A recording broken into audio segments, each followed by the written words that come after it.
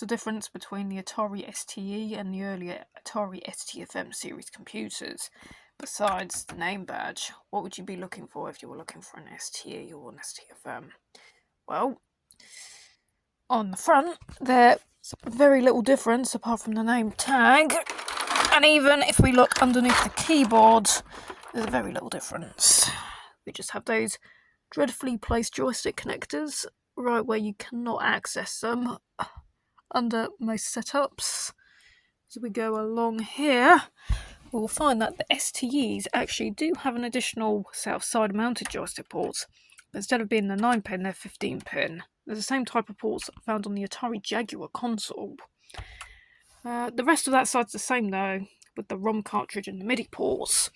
Likewise, on the opposing side, you also have nothing but your 3.5-inch floppy diskette drive. On the rear, however, you will find another minor, yet technically a crucially big difference as to the STE, apart from the STFM. Right, firstly we have our modem ports, 25-pin serial. We have our parallel printer port. We have our 19-pin hard disk interface.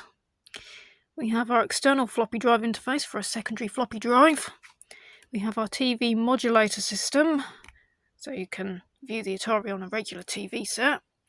You have the monitor output for either the medium resolution monitor in colour or the high resolution black and white monitor.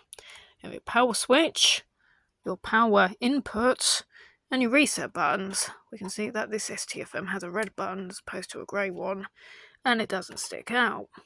However, the STE also has an additional set of stereo audio outputs, not found on the STFM. So you can plug this into a stereo recording system if you so wish.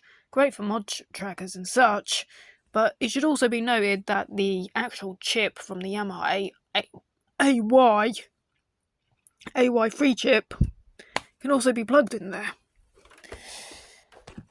So I suppose the final cosmetic difference between the STFM and the STE, of course, would be the bottom nameplate as well.